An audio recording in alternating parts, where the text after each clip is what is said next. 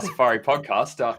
Welcome, everybody. I'm Andrew Coles, co-editor of Sports Car Safari magazine. We've got Luke Jackson, the other co-editor, and we are joined this week by Daniel Karjadi of Benzin Cafe Sydney. Daniel, hey guys, welcome. How are you guys? Thank you. Great. Thanks for having me.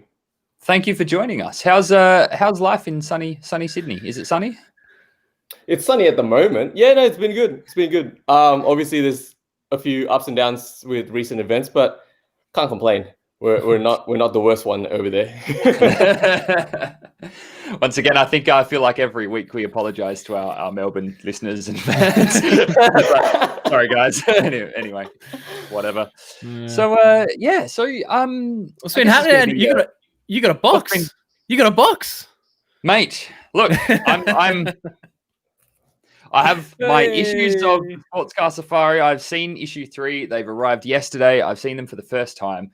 As you can very well imagine, trying to get goods shipped around the world at the moment is not easy. And as we learned, it turns out that when you walk into Australia Post and you pay the extra money for express international air freight, it's not actually that express. Who did that? So, I thought you did. Nah, that was normal price, dude. Oh, what? Yeah, that was not express. That was like normal air freight. It's supposed to be 6 days, but I think it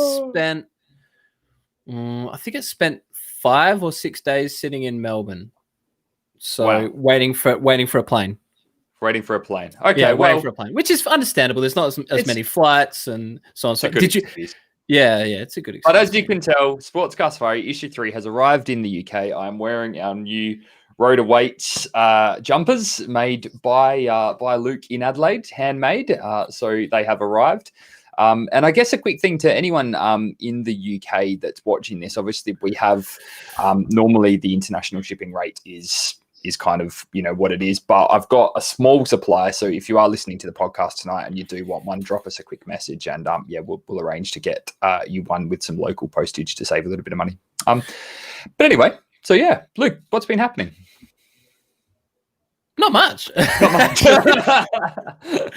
No, like day job life has been stuck in training all week. So that's been pretty full on and pretty mind absorbing. I've been working on a new sticker, which has been kind of fun. Mm-hmm. Did a little bit of work on my simulator setup, which has been fun too. So some more practicing. Did some aluminium welding for the first time with my new welder the other day, which was good. How did that go? Did you just blow holes in it? Like No. Wait, I'm sorry. Is that your day job? What? Just building simulators? No. Oh no. that's my other job. That's just learning how to fabricate stuff. No, day job's IT engineering. So hence software training this week, which has been fun. But I am, and then as I'm sure you are, Daniel, by the sounds of it as well. You have 400 jobs, and so one of mine at the moment is doing the test run of new stickers. Mad. So that's our our hashtag the Rotor Weights, which is cool. So done in a cool little scripty font. Looks surprisingly like another automotive website that's had a bit of a fall from grace lately, or is that just me? No, maybe. Yeah. This is a bit more curly. Just a little bit more. Well, I guess it's one of those things where you go, if people are removing said stickers but kind of like the design, then this would be a good fit to you gotta cover the paint fade that it had before. Yeah. It replaces it exactly. Yeah, for sure. Luke just did a font finder. You can actually you just grab the image, put it on the font on the website. It finds the font for you. Surprisingly, It wasn't Comic Sans, which was good. Amazing. So so you can. Which if you ever see Comic Sans anywhere, just burn it. Just burn whatever it is. So every designer's nightmare. Exactly. So not saying you shouldn't still drive tastefully, but if you would like to be excited about the road that awaits, then you can. So I'm just testing for this week or so of those, and then we should have them up in the store soon for people to buy. Fantastic. I've got my SCS stickers too, which are going to be going onto the Boxster imminently, which will be good. So we'll get some photos. The shit Boxster. That's better. Yeah. I'm sorry, girl. You're not shit. Anyway. Yeah. What's been happening with that? And I'm falling hard for it. I washed it the other night. I went out with a beer, and it was that evening. It's summertime, so we've got it's still light at 9 p.m. and went out there with a beer in the warm summer evening and gave it a loving wash. And really falling for it. So it's good. We're pretty much ready. Actually, I took it for a I guess I can say a clandestine little run across to the next village, and it's all going well. We've got it booked in tomorrow in Quest Brothers Classic Cars in St Ives. They're going to help me to sort the brake line situation out, which hopefully won't be too bad. I've speculatively booked an MOT inspection for tomorrow afternoon, which, if everything goes well, tomorrow morning, get it through the inspection, get the roadworthy done on it, and then we start driving it and see what falls off. We've also, as we said last week, we've also spent more time planning the first road trip in the car. So we're pretty much in the stages of booking. I think we're gonna buzz it down to Portofino in Italy in the end. I think we were planning originally a bit of a tour through Europe, like quite an extensive tour. I had these grand ideas. I wanted to drive a lap of the Nürburgring, and then I wanted to take it to the Porsche Museum, and I wanted to do all this sort of stuff. And then we were kind of thinking that actually, you know what, I think still going to Europe in a car at the moment is quite a safe thing to do, because we worked out that, the Eurotunnel is completely contactless. You can buy fuel contactless. Like we could literally get to our Airbnb without coming into contact with another person. So that's quite a responsible way of doing it. But if you're doing a bit of a tour around and different hotels every night and different restaurants, then it probably starts to get a bit shaky. So I think we're just going to kind of increases that risk factor, right? Yeah. So we're kind of thinking that if we've booked an Airbnb on the coast, we're just going to kind of buzz down there in a relatively sort of straight way and just kind of hole up down there in the warmth for a week or so, and then buzz back. So as I was sort of saying, that I've decided that I'm going to claim victory in Portofino. So if we make it to Portofino in the car, that's when I'm claiming victory. Anything post that is a bonus. So that's what's happening. Cool. With the Boxster. So it's exciting times. So, but I guess enough about us. I guess so. Daniel, do you want to give us a bit of a rundown? We met you a couple of months ago. You have opened a cafe in Sydney and Dural called Benzin Cafe, automotive themed cafe, and very kindly stocking issue 3 of Sports Car Safari. But tell us, what is it? How did you come to be involved? Well, Benzin Cafe is I guess as you said, is an automotive themed cafe. I mean, cars, bikes, gentleman culture all around. I guess up in Dural, I'm local to that area, but it's not just kind of for the car people. It's for everyone. It's for locals. We'll still do good food, good coffee. But I guess in a way, it's like the people that run the cafe is also petrol heads. You can come to the place, talk to me or any of my partners or the managers, and we can talk about cars. We will share kind of like our passions and our culture as well. So it's a little bit different in that sense. But yes, we're an automotive themed cafe, and the reason why it exists at the moment is because I used to travel a lot, and everywhere I go, there'll be a car themed cafe or a bike themed cafe that I know I want to visit the moment I land into that city. Australia kind of almost never had one. Yeah.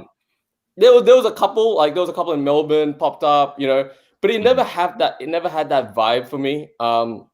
They're always attached to something, right? It was you got to go to Dutton's or you got to go to Classic Throttle Shop or something, and then the experience isn't centered around the coffee and the food. That's just the nice. That's like do you want fries with that of the dealership, I guess. So and it was cool to do that, or like people kind of, I guess, went on board with the theme of cars because they know that there's a market for it, but like the people working in it and the people that own it, not necessarily in the community or in the circle. So it's kind of had a disconnect in that sense. I just remember going to like Bali or Tokyo, knowing that I want to go to, I never know how to say it, Deus Deuce Cafe. Right? I've always wanted, that's my first stop, right? Because I want to experience what they created in that city. That's what I mean. Like I went to London. Now I forgot the cafe name. They always hold like the Ace Cafe. Ace Cafe. Right? Yep. I wanted to go there. I want to take a train out. It's a bit further away, but that's fine. I want to experience the meat. I want to experience the culture. So I guess that's why Benzin exists, because we wanted to create that culture for ourselves, because that's what we felt was missing. Originally, we didn't want to do it because we just thought like, locals, I mean, like car community get a bad rep in Sydney for sure. Western Sydney. Current affairs. But anyway, just drop it in there. We didn't want to do it because we didn't know how the locals would take it. And then we bounced around different locations that we were looking at until we got to the last one. And it was honestly a very last minute decision that we went, we're going to do something. Let's do something we like. Let's not do something for other people. Let's do something for ourselves. And I guess that's when Benzin was kind of born.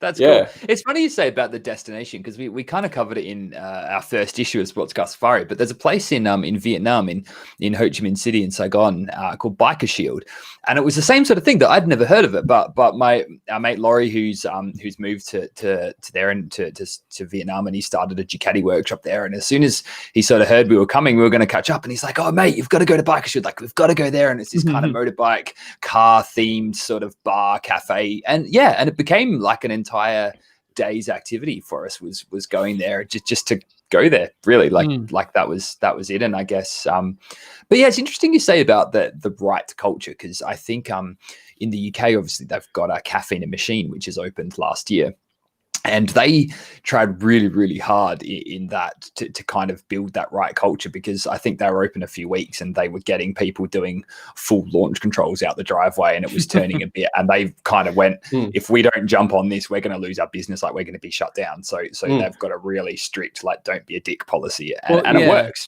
That's that whole. I guess they were really afraid of that whole like council culture. Like one or two people do the wrong thing, and then the community backfires on you and kind of go nuts. But yeah, that's one of my favorite things with them is their little sign out the front that's just like remind you as you're leaving. But no, it seems like Benzin just from what I've seen, and obviously we'll touch on this in a minute, but you kind of only had a couple of months of sort of good trading before the world sort of stopped. But it seems like I've seen pictures of GT2 RSs and Porsche Club, and obviously your MX-5, and we'll touch on your cars shortly, but there seems to be a lot of the right kind of crowd there, which I mean, look, I think the car community does get a bit of a bad rep, but you just gotta tell them, like, I guess you gotta show that if they like this place, if they like this kind of community, if they like this safe space, a safe haven for them to come to, I guess they gotta protect it in that way too. Be respectful of others, be mindful of others, don't just do what you would do at home. And so far it's been good for us. We've been lucky. I hope it stays. But ideally, like, what I wanted to create out of Benzin was kind of not so much a place where there's always events, because earlier on, like we held, I guess we were the space for some car clubs to hold events, and I started getting messages of kind of guys going, "Oh, can you let me know when the next event is coming?" But they think they're the only one, so like I have like a list of 100 people to like keep track of, but the idea isn't to come when there's an event. The idea is that I guess if you come to Benzin on a weekend, you most likely will become part of the event, right? Like you come to a place where you know that you're going to meet someone new but like-minded. You'll see something unique, and then you can have a chat with that owner and get to know more about it. I want to create that culture rather than I'll only come if there's an event. It's more kind of like, come here, there will be something interesting. Don't worry, kind of, Or be the one thing that's interesting. and even if there's nothing interesting there, come and stare at our wall. Oh yeah. Just don't steal my wheels, man. I can assure everyone that's listening to right now, it's buckled, it's rusted, it's not usable. Don't steal the wheels. You come in and there's a cinder block hanging on the wall, and you're like, "Oh man, not again." But yeah, it's just come for the vibe. We'll just get replaced with like Commodore Cop stock rims. Yeah. So Simmons, what wheels? Simmons all the way. Why don't you give us a bit of a, obviously we've got some photos, your own Instagram page and our Instagram page, you've got some photos, but describe the space to us. Obviously you've got the wheels, they're not just any wheels, there's some pretty cool sort of Hayashi sort of Japanese style wheels. Yeah, what's What have you got there? What's sort of the atmosphere? What's on display? So we created the space pretty like monotone with like concrete and wooden features. I wanted to keep it really simple, so whatever we put on the wall kind of pops out to you. On the back wall, we just have kind of automotive, I guess, vintage motorsport inspired posters from Automobilista, Petrol Odor, some from Petrolicious. We have obviously the Don't biggest hate the artists. Yeah, I bought it from them. They weren't the artists. We have obviously the wheel on the wall is kind of like the hero feature, I guess, of the whole space. I think it's because it's kind of unique. We found these amazing hooks on Amazon. I was kind of like surprised that actually existed, and it comes on really easily. So we've changed the wheels from that set that you guys see on the screen right now. We've done a completely different look at the moment with like Advan Rally wheels as well. Nice. They're pretty cool. And we have a Audi Le Mans racing suit on our wall. Cool. Yeah, and then we usually have a bike in the shop.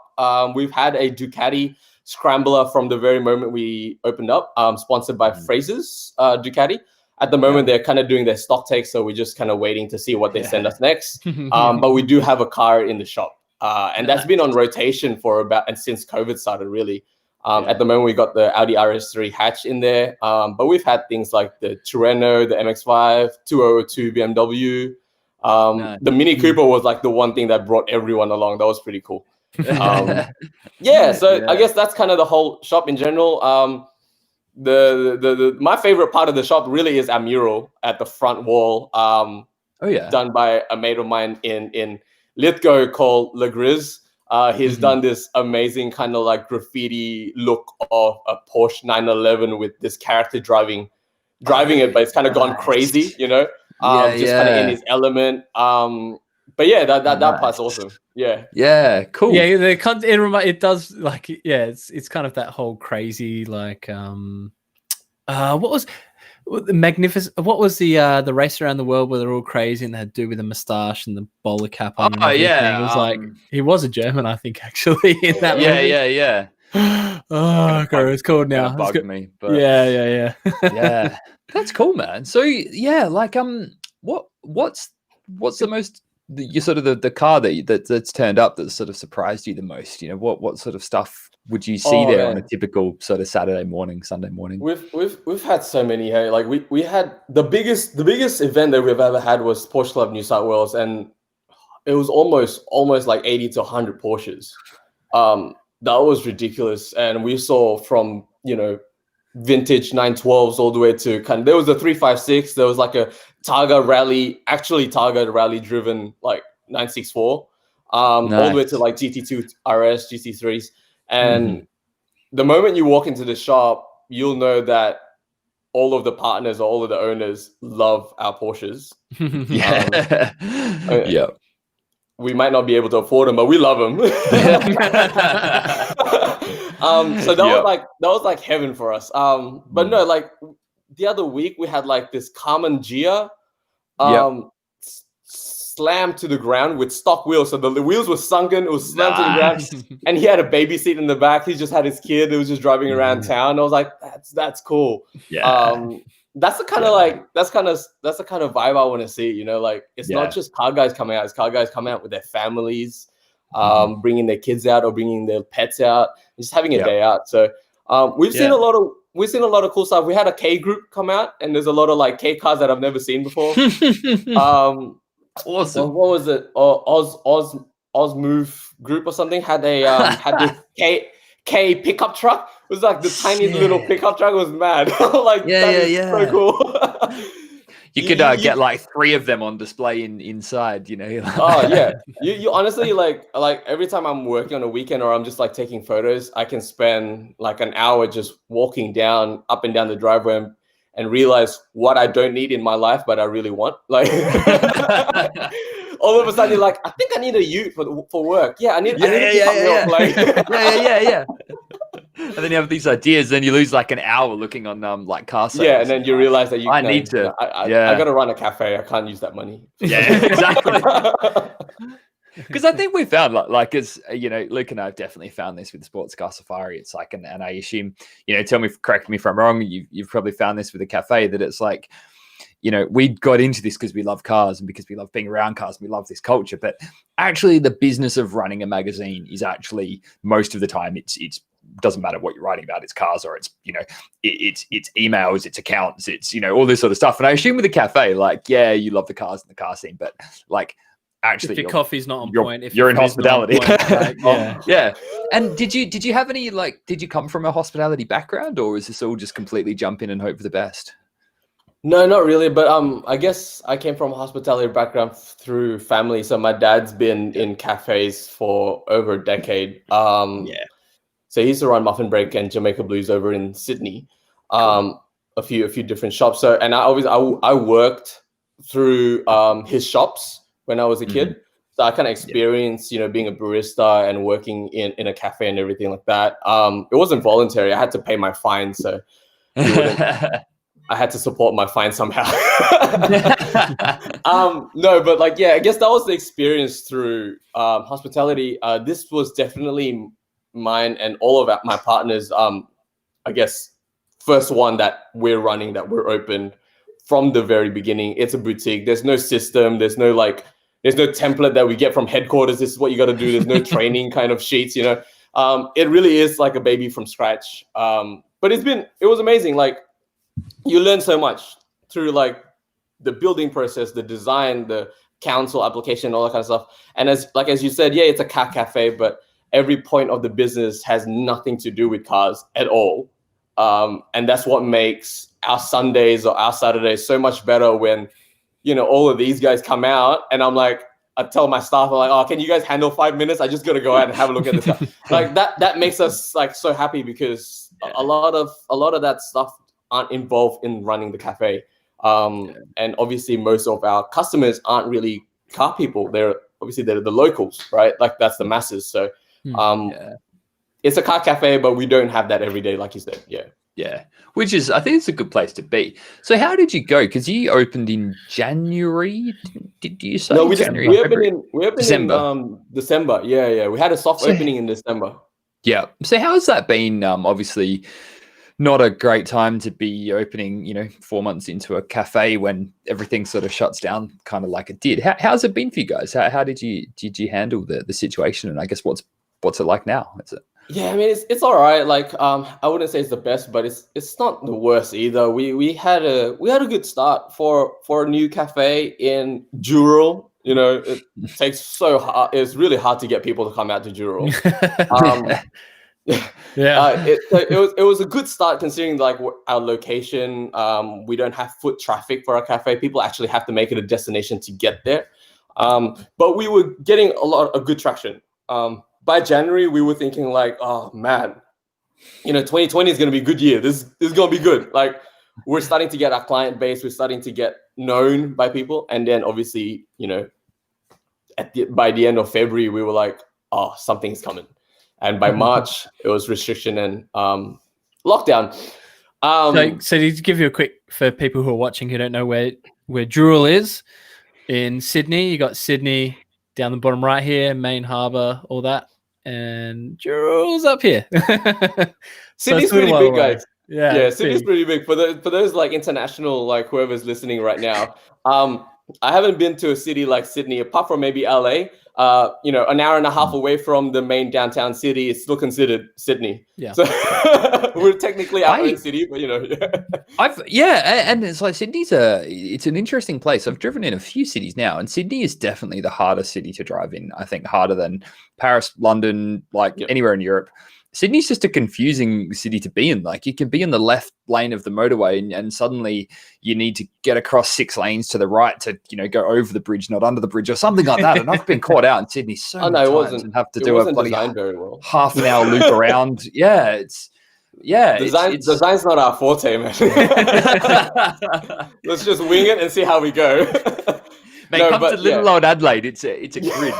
It's like, Adelaide is the best. It's like, okay, it's a grid. you've got the hills, so you're always oriented because you can always see the hills from the city. So you're like, well, the hills is kind of, east, and then so the beach must be behind me if I'm looking at the hills, and then everything's square, and done. I'm lost. I'll take 3 lefts and I'll be back where I am. Like, fine. Well, when last time I was in Adelaide, my friend told me it was peak hour. It lasted 10 minutes. I don't know. It does. That's just me getting out of my complex in my house. Like 30 minutes anywhere in Adelaide is too far. Yeah. Everyone's like, nah, I'm out. No, I'm not going to go that far. You're 2 suburbs away. Ugh. Yeah.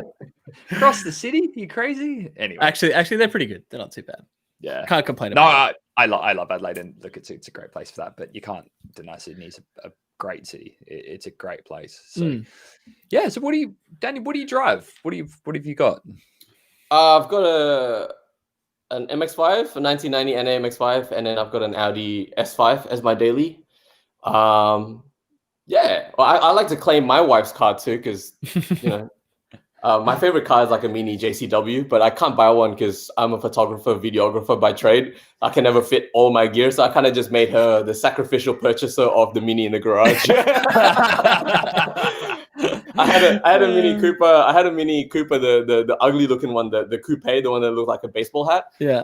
No way. Yeah, I modified that thing to the max, and when I sold it, I was just so sad. Felt like something was missing, but now it's back. Not mine though, but that's all right. That's close enough. So so that's basically the cars in the garage now. So what have you done to the MX-5? It looks pretty sweet. It's pretty nice looking MX-5. Yeah, it's a 1990 1.6. I actually bought it kind of modified already. I can't say I've done all the work in the car, but when I was looking for an MX-5, I wanted actually a stock one, a super clean one, in BRG, in the tan interior, like just the classic MX-5, and it didn't help that one of my good friends actually probably has the cleanest British Racing Green MX-5 you'll ever see in the world, and I can guarantee you that right now, but it's done like retro modded. So it didn't help that, but he was actually the one that found me this car, and he's like, look, I know you're looking for a stock one, but dude, this one's so interesting. And the guys, is that the green one? That's it. That's his car. That's his car. Right. I'm pretending like that's my car, but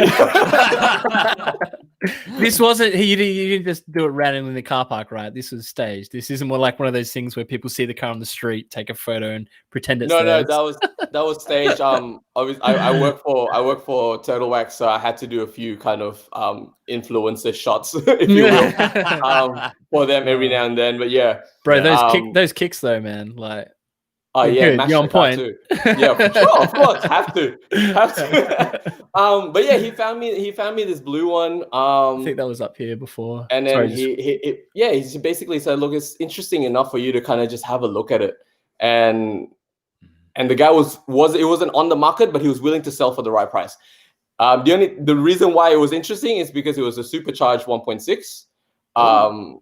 Right. With all the right kind of JDM rare mods that it had on it already. Some weren't to my taste, they were still good mods. They were just not to my taste. I took off and completely went back to stock and then start from scratch again. But till now, it's still got the 1.6 supercharged. I basically just did a whole kind of refurb of the engine in terms of, because it had like idling problems, I was replacing every part possible. Like, IACV fixed, silicon hoses, all that kind of stuff, all done. Fuel pump done, fuel filter done. Like, even to the suspension, refresh the coilovers and all that kind of stuff. Did new wheels. I didn't like the bumper it had on, so I went back to the stock bumper. I reupholstered the inside, the interior, to quilted leather in brown and black combination. Had some custom gauges done by a guy over at the States for the cluster and everything. So it just made it more me. And recently, because I started this cafe, the guy that comes to the cafe every morning just happens to be Mark Bevan, who runs Haltech. So I got talking.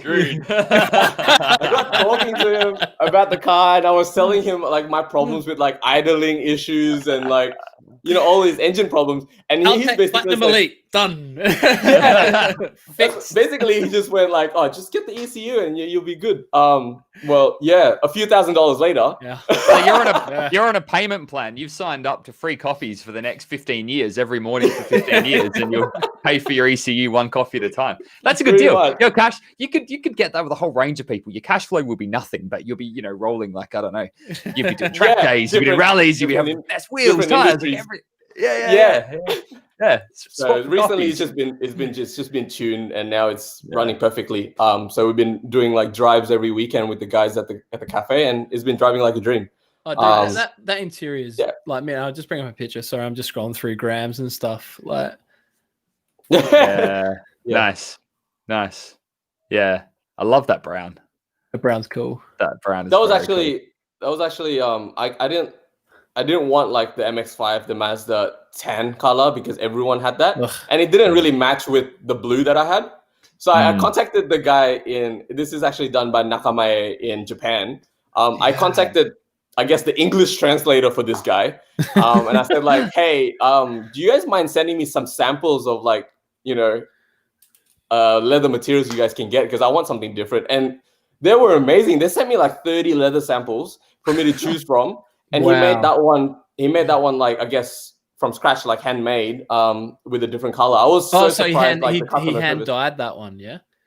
No, he sent me like these materials that he can get access to, and he hand stitched them. Yeah, cool. Mm-hmm. Yeah.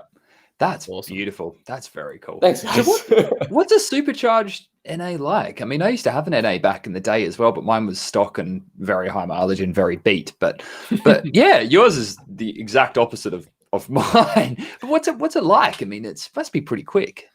Yeah, it's pretty cool because it's not like a turbo where you put your foot down and then all hell breaks loose on a 900 kilogram car. It's still pretty linear, but it used to be, the way I compare it, like before the tune, it was kind of like, it's just like a stock MX-5 with a better high-end power, right? Like the power just kept going instead of kind of just dying out.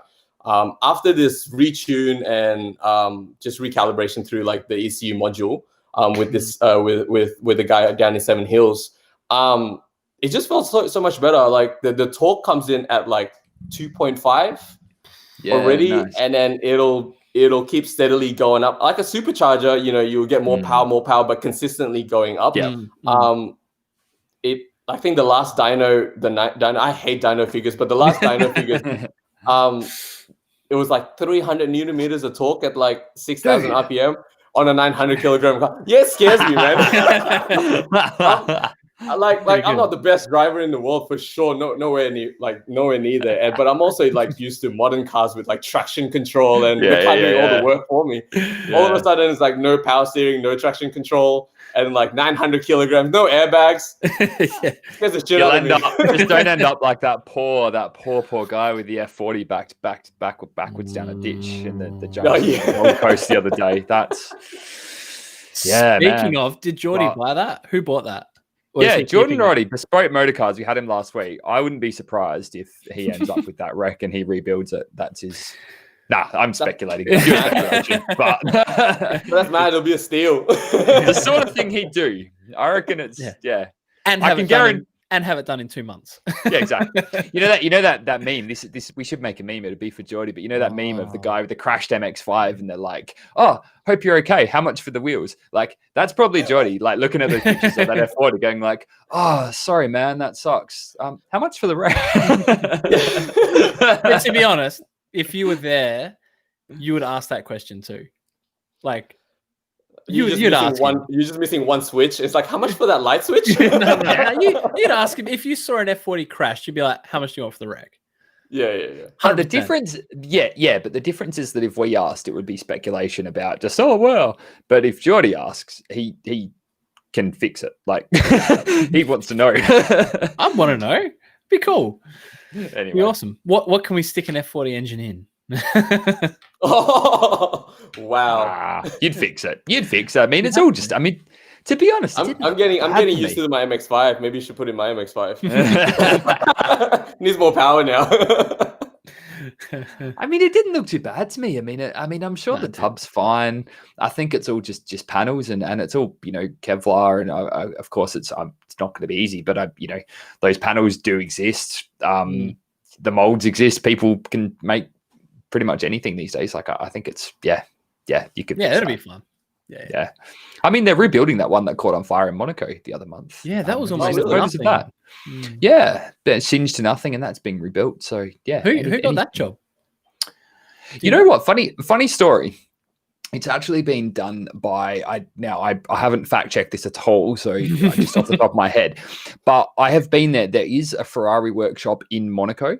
That do some incredible restorations. And when I was there in 2013 on my Vespa trip, I remember actually seeing this workshop, and you kind of don't know it because Monaco is so small and so packed. And I was walking down this street and there's a Ferrari showroom, and you're like, okay, cool. Like, your Ferrari showroom, whatever.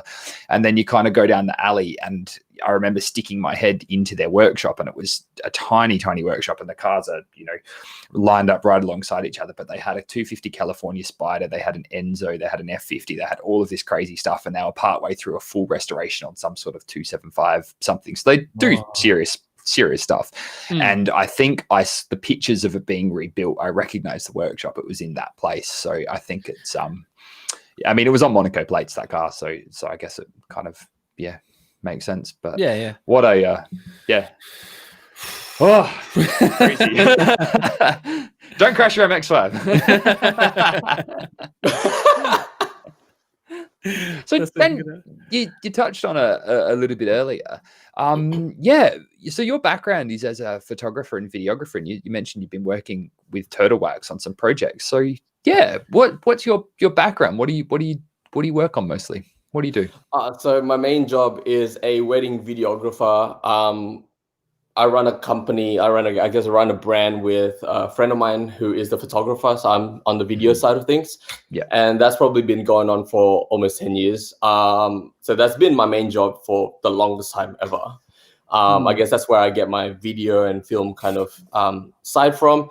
Recently opened up a new brand, or kind of started a new brand for the commercial and corporate side of the world, away from weddings, dealing with kind of more retailers, dealerships, restaurants, real estate, anything like that.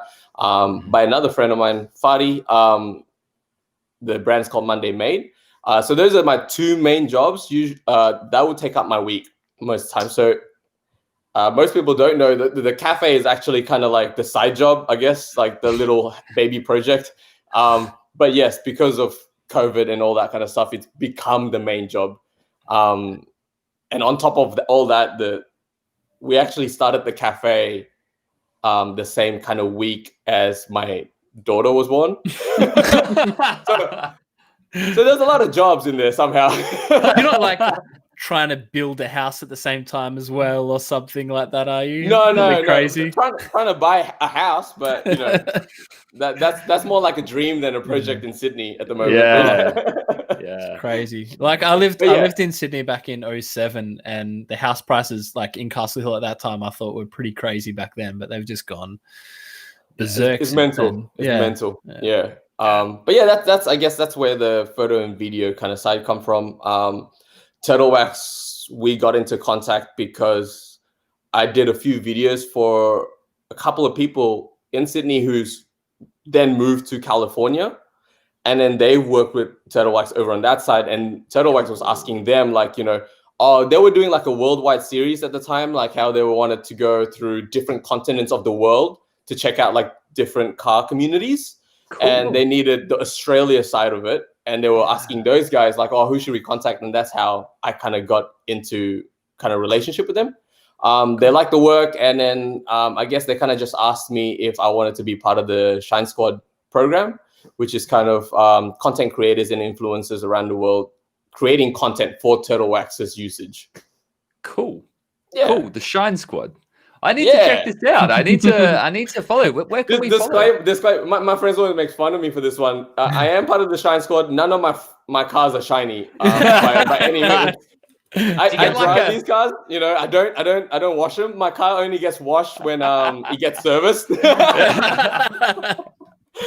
Do you get like car wash only. do you get like a special ringer or a card or something? So when you like Shine Squad, I just picture it as like, that would be mad, you know. Yeah. I think I might email them for that. I want to be part of this Green Lantern squad that you're talking about, but you know. No, I guess they just kind of send us whatever's the latest product they have that they want to test out. Yep. We test it out, but we have the freedom on which products we want to showcase. So if it's a product that we don't like, we don't showcase that product. So I guess it's still paid, but it's not kind of like, you know, tell people it's really good. Which you feel obligated with if you were getting tons of money to do it. You feel obligated to be tooting the horn. Because like I've done quite a bit of detailing work over the years, and Turtle Wax is not a brand that's on my radar at all whatsoever. No, I guess like, not. Yeah. I don't know. What's their stuff like? Yeah, is their stuff any good nowadays? Like, I have no idea. They released this new thing called like hybrid solutions. To be honest, like before all of this new stuff came out, I was just using like their detailer. Their headlight restorer was really good. Just all these like odd stuff. It's not so much kind of like their polish and wax was something that I would say was really good. Dude, the only thing I remember about Turtle Wax is like my dad's old, like in the shed in an old box that came from my great grandparents. There was an old bottle of turtle wax in there. I was like, I had an old one, and it was like a polish, and it was like, and it still had its like Target price tag from like 1986 on it, and it was dry and crusty, and it's like a relic. That is literally my memory. That's my memory of Turtle Wax. Yeah. Everyone's grandpa used to buy it, but hey, I mean.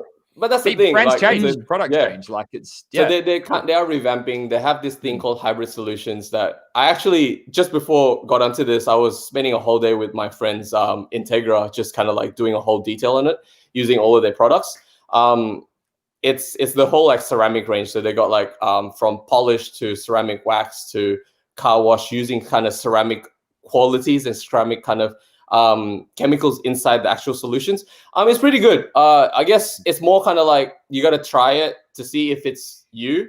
I wouldn't say it lasts that long, but then again, it's off the shelf and it's spray on, wipe off. If it's like that, you know, every 3 months is not really that much of a hassle. But so far I've given it to a few friends of mine and they really liked it. Obviously some don't. They like to go back to their brands that they're kind of known for. But yeah, I mean, it's everyone's kind of perspective and opinions, I guess. Yeah. Because I'm about to embark on that, and Luke and other people, I need to learn, because I've never really been one to care too much. Like I wash my car, but I'm not like an obsessive. You know, we know people that I cry every time I watch you. Every time I watch Andrew wash a car, I'm like, no, don't do it that way. Oh, calm down. I don't know. I'd like driving cars. Like it looks clean, but actually, with the box, we need to get Cat's Keys in the Shine Squad. Mate, we do. Actually, we know the guy. We know the guy. For your shines. He is the Shine Squad. Yeah. I'm kind of with you with the whole like washing cars thing. Like with my daily, I actually just take it to a professional detailer just to get it ceramic coated, just so I don't have to wash my car. He keeps up tabs with me. He's like, "Is your car clean? Have you washed it?" I'm like, that's why I pay you for. I don't want the coating, so I don't have to wash it like ever. Yeah. And then when I sell it, and then I wash it goes brand new. Like But it's like I like washing the car. It's the same with the Boxster. Like I enjoy the process, but I'm not like really into to all of this detailing. But I'm sort of saying I need to learn, because you know the Boxster's unfortunately at the moment just a factor of living in the UK. It's going to live outside, because you know no one has a garage really here unless you're exceptionally lucky. And you got a gravel driveway though. Isn't that the thing? No, it's if you got white gravel. We do have a Cotswold gravel driveway, which is that's up there. It's up there. Dude, you laugh. It actually is. I know. No, I'm not. That's what I'm saying. I mean, whereas here, if it's not pavers or concrete, you know, you haven't made it. But it's the other way around up there. It is. It's gravel. And to be honest, we're like we've been living up until now. Like the fact that we actually have somewhere to securely park a car off the street is itself a massive benefit. You know, that's not something we've had for a while. But yeah, anyway, where I was sort of going with that is that I need to, with the Boxster, I do want to try and keep it as nice as I can. So I do need to sort of investigate and learn about all the ceramic coating and the waxes and the polishes, and I want to maintain it and keep it nice because it lives outside. So I mean, like the best thing you can do with that stuff, you don't have to go buy the most crazy expensive products or anything like that, but just like having like getting a good base, so getting it washed, like good scrub, and then doing like these newer spray on, but even tub based wax coatings, ceramic, whatever the flavor is at the time, and you just maintain that. So you just like every 6 months, every 3 months, something like that, just reapply it, and then it will just keep it good. If you don't have to go nuts just to keep your car half okay. You have to get Katsukitas. So like our mate Katsukitas, who's got a few alphas and stuff, like he came to Cars and Coffee, and it was a bit wet, so like drove the Cars and Coffee. By the time I'd gotten home from Cars and Coffee and had something to eat and then sat down, I'd looked and he'd already gotten his wheels off, washed the car and put it away. Like wheels off, clean, packed it away.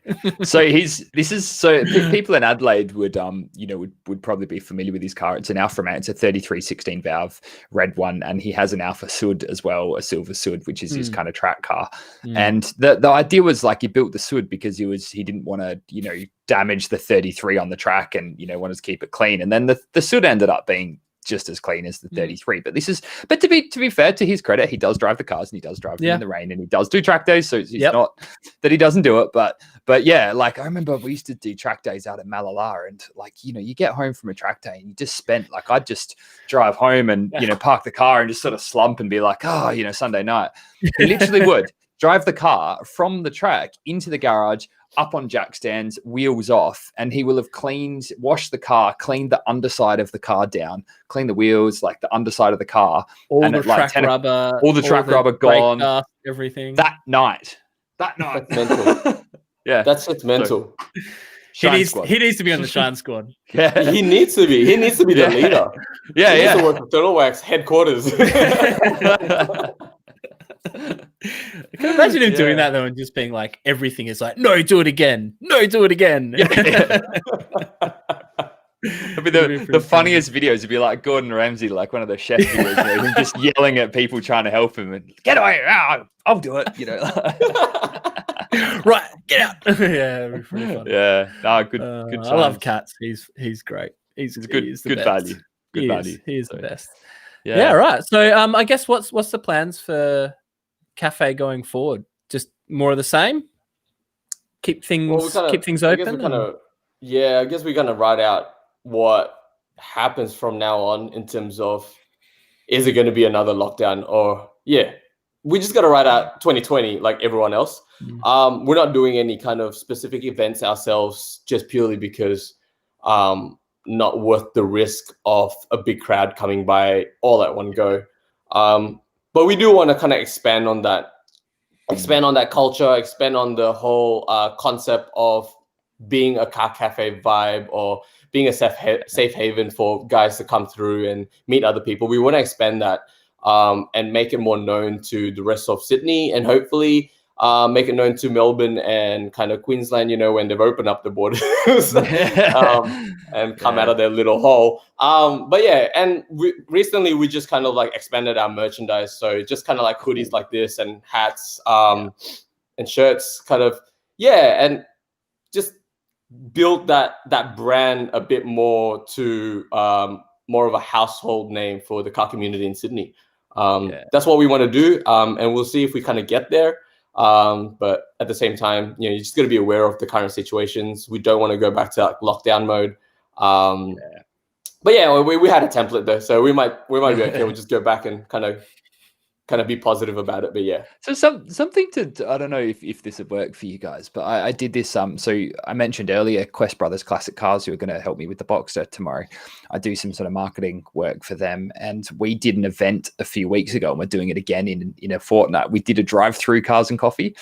So we actually got a coffee van to come in, and these guys, they're really cool rural coffee project here in Cambridge, and they've got a Land Rover Defender that they've converted into a sort of a mobile coffee van. And we set it up as a drive-through. So we're kind of thinking that people can, it's not an event that people are going to come to and congregate at. It's, people can stop if they want to and watch, or they can just kind of drive through and have a look at and take off and not get out of their car. And it actually worked really, really well. We had it set up, and people had a line of 4 or 5 cars most of the morning, and they kind of all served through and got served from in their car, and the coffees passed through. We had some great cars turn up, and it was actually, I don't know, something like that could work. That's cool. An established cafe, to an event without an event, if that makes sense. I don't know. What we thought, like when this whole COVID thing, the lockdown all happened, the first thing that we did was like, all right, we got to think positive, got to think of funny shit to post up, just be like the positive energy in the community rather than all this negative buzz going around. I don't know, like in Europe, you guys, like in Croatia, you guys have this thing called Yacht Week.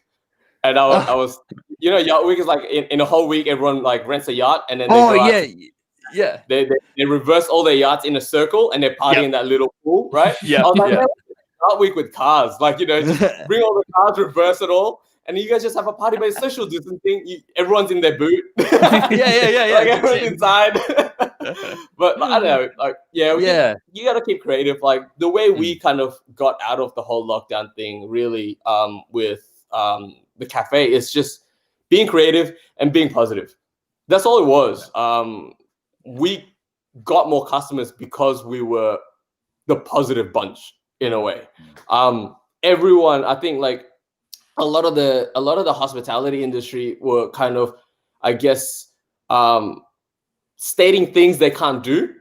But we already know that, and we don't need that in our social media feed and all that kind of stuff. And like we were doing funny shit, like we did a video of how easy it was to take away, because there was this kind of beat the queue app called Skip, and we were on that. So it was like, oh, you can order the Skip, and it was so fast that you can pick it up straight away. So we did a funny video of my manager Yif actually got on his bike, and it was kind of like we made the coffee, the order came through, and then he drove the bike straight into the shop, take the coffee, and rode out, kind of thing. Like little things like that, like made it a bit better. We had time to do all that kind of stuff. So it was fine. We went through it. Hopefully it doesn't go back, but I think it's strong enough at the moment to kind of last through anything. Hopefully. Anyway. Yeah. Cool. Well, it's definitely cool. Like having a destination like that is a cool thing to have, and then even having like the good access to driving roads not far away from Dural as well, if people are going on a run up to you guys. Like Wiseman's, Cat Eye Road, Allpack.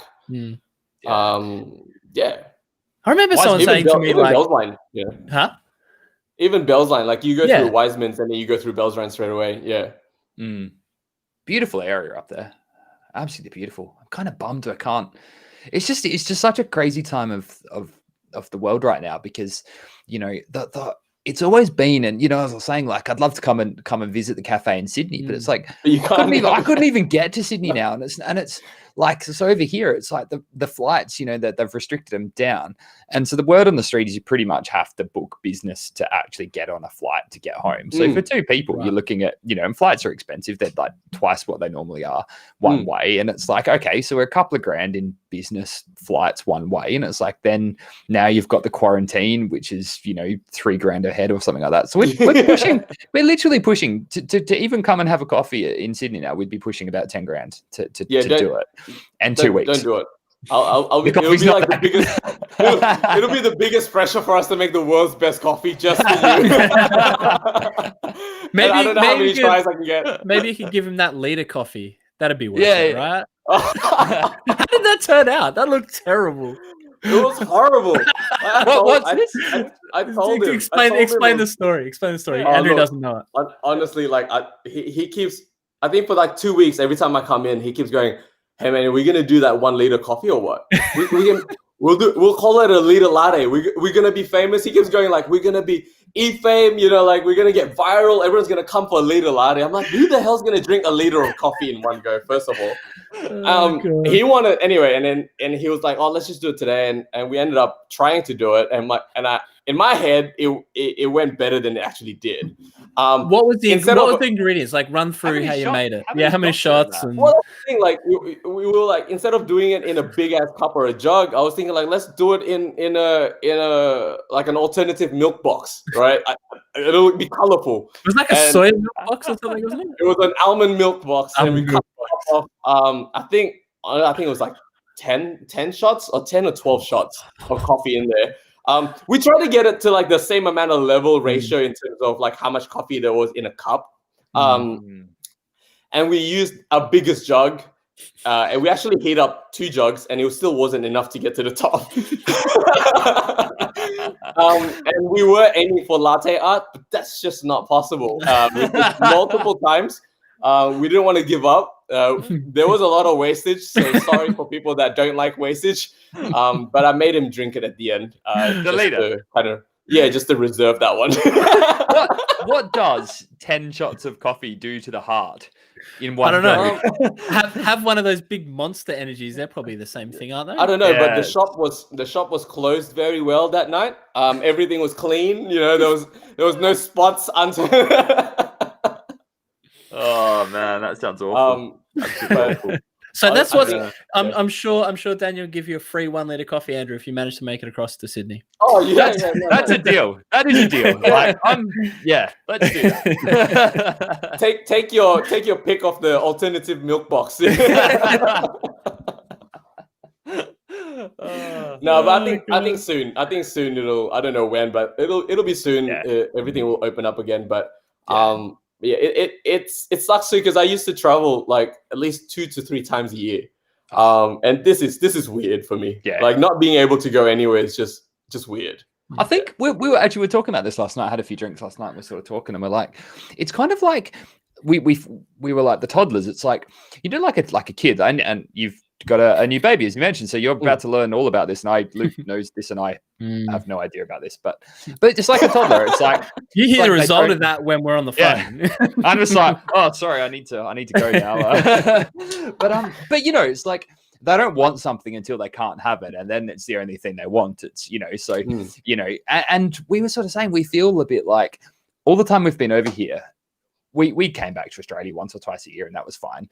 And it's like, but now that we can't come back, we're starting to feel a lot more homesick than we ever felt when we could just go back anytime. And it's almost a case of like, once you can't do it, now we want to do it even more than we did when we could do it. And it's, I don't know. I think with travel, I think a lot of people are like, I wasn't going to travel, but now that I can't travel, I might have, and Like, I think it's the same like running the cafe. We found out that coffee was so essential to people that they took advantage of, I guess. Like they took advantage of the fact that it was so easy to get. And all of a sudden when, they're not going to work anymore, they're not going to the city, and everything's just takeaway only and all that kind of stuff, it was harder for them to get coffee.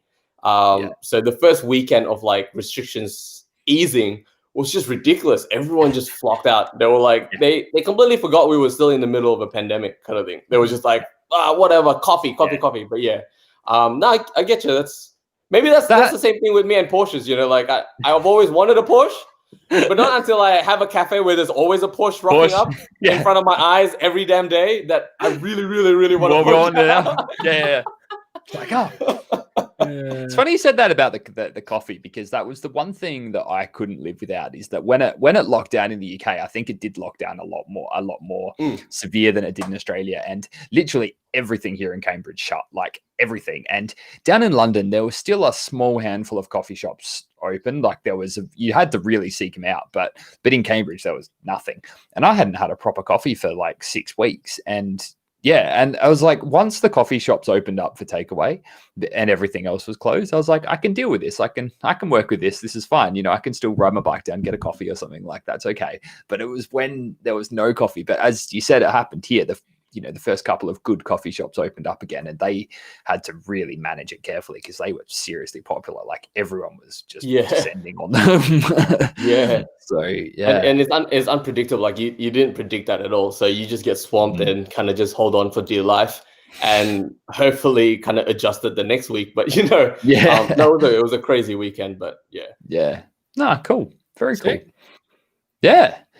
Well, do we have anything else to discuss while we're here and chatting and caffeinated? No, I'm well, good. I'm caffeinated. I'm caffeinated. I finished coffee. It's 9:30 for me here. I don't think I'm caffeinated at all. So yeah, well, that's good. I guess if people are watching live, keep an eye on our feeds. I'm about to drive out to Bicester Heritage, where the Bonhams MPH auction viewing is on. So I've got some other work to do out there, but I'm probably going to do a bit of a live walk around of what's there and what's coming under the gavel tomorrow. There's some cords and some beautiful old sort of pre-war Rolls Royces and a lot of great vintage stuff and plus some modern stuff. So yeah, keep an eye on the SCS Instagram feed in the next 24 hours. We'll do a bit of a live walk around of the Bonhams plots just as something to, no events to go to, so we might we get where we can. Yeah, what do they got? Yeah. What do they have? The thing that there is a cord. There's a 1936 cord, which I just think is the most incredible car I've ever seen. It's 1930s, but it looks 50s. Front-wheel drive V8 manual. It's got these headlights that are sort of fed into the guards that flip around. It's properly rock star. Like it's very cool. I don't even. Can I be ashamed and say I don't even know what that is? No, I didn't know what he was talking about either. Oh man, I'll bring up the lots. An American thing, is it? But V8 front-wheel drive sounds a bit V8 front-wheel drive. Yeah. Man, I'll bring out the catalog and we'll just have a quick look. Oh, hang on, was that a Williams car again? Oh no. Nope, got excited. Sorry. Yeah. Slow internet load. Come on, Bonham's website. Come on, you can do it. There's wall wheels here. There's wheels for walls. Oh, there you go. Maybe you can come down to Sydney and deliver me some. Increase on that collection. Can you imagine? I know the postage for $1, Andrew. Can you imagine wheels? Postage. Actually, if you guys need anything, I think we're quickly assembling a shipping container to come home eventually. So it might take a year or two, but that's a cool transporter. Yeah, there's some cool stuff there. There's a Porsche tractor. Yeah, Porsche tractor there. Actually, there's an incredible Rolls Royce. It's a Rolls Royce Phantom. It's long. It's properly long. Oh, there's a G. There's a G. There's a G-Wagon. G-Wagon 86. That is like Lee Keen envy right there. 18 to 22,000 pounds. They're very cool, those G-Wagons. They drive so well. They're just light years ahead of an equivalent Land Rover. So yeah, they are pretty cool. They don't drive very well now. I mean, like the last G-Wagon, like the whatever you call it, the redesign or whatever. Yeah, they were pretty horrible for a Mercedes, man. But for a G-Wagon. No, I meant not that. I meant like for the new ones that they try to make it look old. Yeah. Yeah, I drove one. I'm like, wow, this is not a Mercedes at all. Like, yeah. I must have missed it. Oh, there's a search. Do a search. Unless it's not coming up, I'm pretty sure it is. Yeah. What is it? Is it a brand of the car or is it a model? CORD. Oh no, there it is. Oh yeah, right. Oh, supercharged. Wow. You got a supercharged V8. Yeah. This is like full 30s gangster car. Wow. CRC 1937. Sorry. I see. That's pretty sleek. I just feel like if I had the money for I wouldn't do a new Bentley Mulsanne or a new sort of super luxury. I'd buy that and have it, have some good air conditioning fitted into it and just belt around it. Isn't that just the coolest thing? Dude, how cool are the exhausts coming out the side? No one is going to touch you in that car. You could drive that anywhere you liked and no one will be cooler than you. Until you get out of the car, perhaps. Yeah. Oh man, Bottom's where you get hammered right now. That's now. Cool. I get the idea. You have to have a Thompson. You'd have to have a Thompson sitting there ready to go, right? Yeah. So I guess for people listening and to a audio only, pencil moustache. That is cool. Yeah, I think look at the exhaust. That exhaust coming out is amazing. That's just Are the headlights in the fenders on that too? Yeah, and they flip around. They're like a. This is 1937. This is incredibly advanced for the 30s. This is pre-war. All the extra mileage on there. Yeah. Oh wow. Yeah, look at that. Actually, I had a look at I had a look at this car when I was up there the other day, and it's still got its original fuel ration sticker on the windscreen. I don't know if they've got a photo of it, but it's really? it's got it. Yeah, it's. I'll do a live. Anyone on the audio, keep an eye on. We'll do a live and we'll do a walk around of this car because it's just cool. The coolest thing in the world. Yeah, that's cool. Oh, here we go. Supercharged front wheel drive.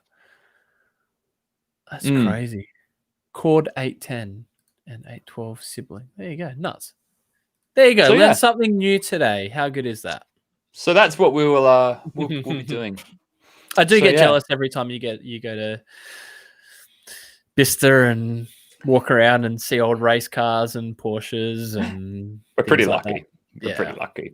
And I do remind a lot of the people, the friends that sort of work at Bicester now, and I'm sort of just I tap them on the back and say, like, this is not normal. Like, what your life where you guys work, right, yeah. This is not normal. No. And they're sort of, we're chatting with some of the bottoms guys over a beer the other night, and they were sort of saying the same thing. They're like, yeah, like you do get used to it. And, as we were sitting there talking, and Aston Martin DB2 Mark III just casually drives past and out onto the road, and we're like, yeah, that doesn't happen most places. So yeah, very, very lucky. So yeah, except you guys have nice weather. So, when it's winter and getting dark at 4 o'clock and sleeting and we haven't seen the sun in 6 months, then, that's the trade-off, I guess. So I'd take the car yard. I'd take the car yard. Yeah. Ashley Smith said, buy me that Austin A40 Farina way there, Colsey. Sure, mate. Funny. Sure.